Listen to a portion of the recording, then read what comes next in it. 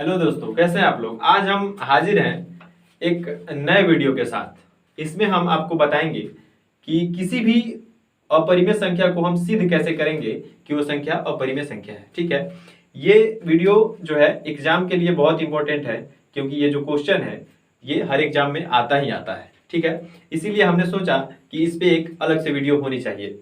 तो ठीक है, तो हम आज आपको बताएंगे कि कोई भी अपरिमेय संख्या है, जैसे √2, √3, √5, √7, √11, √13, इनको हम सिद्ध कैसे करेंगे कि ये एक अपरिमेय संख्या है। ठीक है, तो चलिए अब शुरू करते हैं। देखिए, हमें किसी भी संख्या को यदि अपरिमेय संख्या सिद्ध करना है, ठीक है, तो हम क्या करते हैं कि सबसे पहले उस संख्या को एक परिमेय संख्या मान लेते हैं।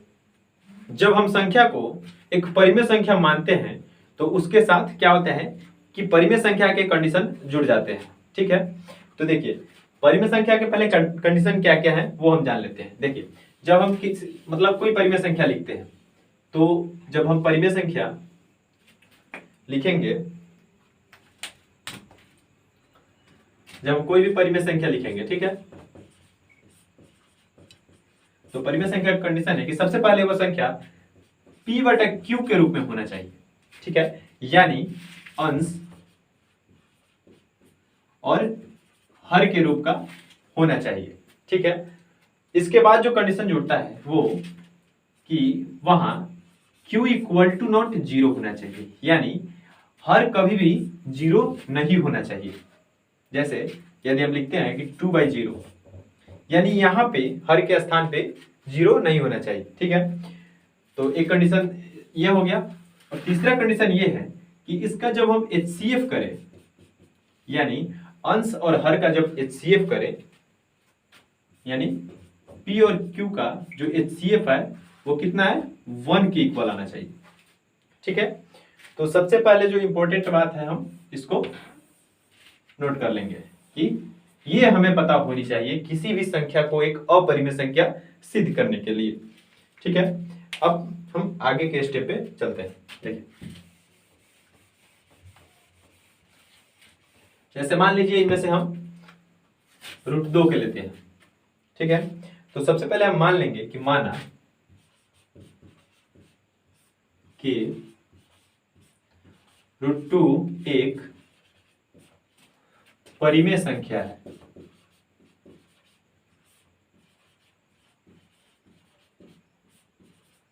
ठीक है, तो जब हम इसको परिमेय संख्या मान लेंगे तो यहां पे हम लिख सकते हैं, इसलिए √2 = p/q, जहां पे क्या लिखेंगे हम, q = नॉट 0 तथा HCF जो है इसका p और q का वो 1 के इक्वल। ठीक है, तो अब हम आगे चलते हैं। देखिए, इसको हम √2q = p के रूप में लिख सकते हैं। ठीक है, अब क्या करेंगे हम, हमें दोनों तरफ वर्ग करेंगे। ठीक है, तो यहां पे हम लिखेंगे दोनों तरफ वर्ग करने पर। ठीक है, अब जब दोनों तरफ हम वर्ग करेंगे तो हमें क्या प्राप्त होगा, px² = 2qx²। इसको हम इक्वेशन 1 मान लेंगे। ठीक है, अब यहां पे देखिए कोई भी संख्या है, जैसे यहां पे 20 है। ठीक है, इसका अगर गुणांक यहां पे दिया है 4 × 5। ठीक है, अब आइए, अगर यहां पे इसका जो हम x² करेंगे, ठीक है, इसका x² जो आएगा वो 4 से और 5 से दोनों से विभाजित होगा। कैसे विभाजित होगा, जैसे करके देखते हैं। इसका x² कितना होगा, 400, 400 से डिवाइड कीजिए, कट गया, कितना आया, 100। ठीक है, उसी प्रकार यहां पे देखिए px² = 2qx² है, यानी यहां पे 2 × qx² है, यानी ये जो 2 और qx² है वो p का गुणांक है। ठीक है, तो यहां पे हम लिखेंगे पी एक्स स्क्वायर 2 से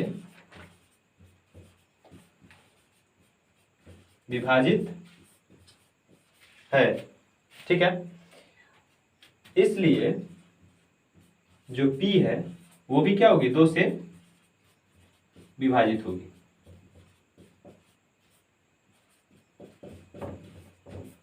ठीक है, अब हम चलते हैं आगे। देखिए अब हम क्या करते हैं, अब हम यहां पे p इक्वल टू 2m मान लेते हैं। ठीक है, यहाँ पे अगर आप चाहें तो m के जगह पे n भी मान सकते हैं, a भी मान सकते हैं। ठीक है, अब हम इसको वर्क करेंगे दोनों तरफ,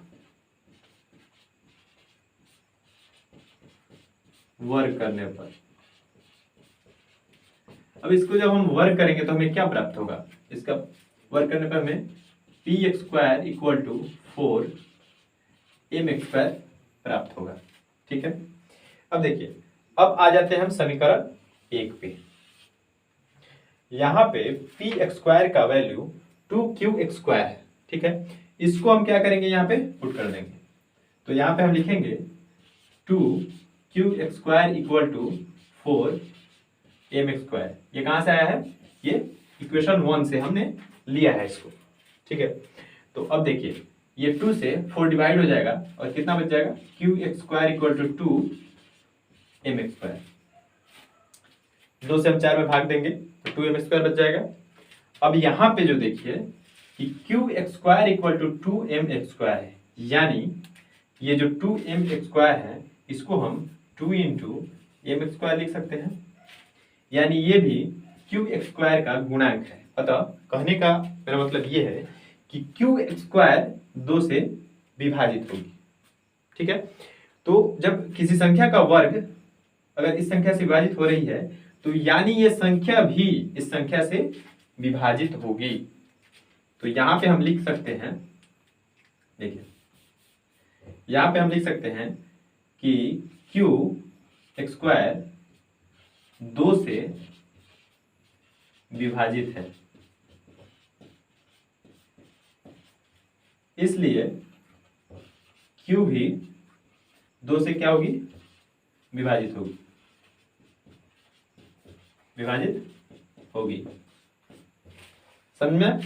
अब देखिए, अब हमारी जो अवधारणा है, यानी हमने जो माना है कि HCF P और Q का 1 हमें आना चाहिए, लेकिन यहाँ पे P 2 से विभाजित हो रही है और Q भी 2 से विभाजित हो रही है, यानी ये हमारी अवधारणा यहाँ पे गलत प्रूफ हो रही है।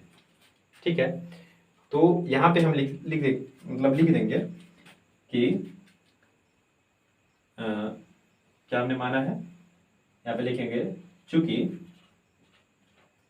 HCF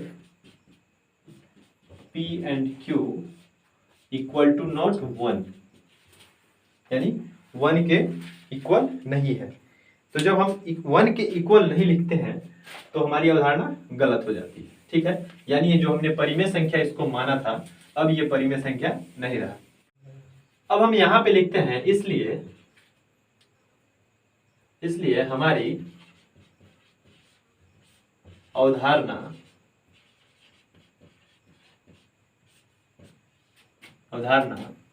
क्या है कि √2 एक परिमेय संख्या है। तो अवधारणा विरोधाभास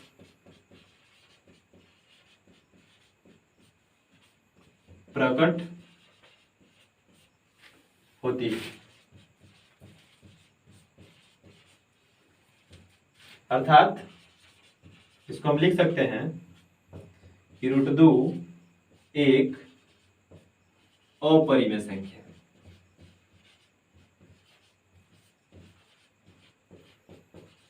ठीक है, और इस प्रकार हम इसको प्रूफ कर देते हैं। ठीक है, यहाँ पे √2 की जगह पे आप चाहे तो √3 कीजिए, √5 कीजिए, √7 कीजिए, 11 कीजिए, 13 कीजिए, आप जो चाहे वो लेकर कर सकते हैं। ठीक है, तो आप इसको नोट कर लीजिए, ये एग्जाम के दृष्टिकोण से बहुत महत्वपूर्ण क्वेश्चन है, इसलिए हमने सोचा क्यों ना इस पे एक अलग से वीडियो बनाई जाए ताकि आपको समझने में सहूलियत हो पाए।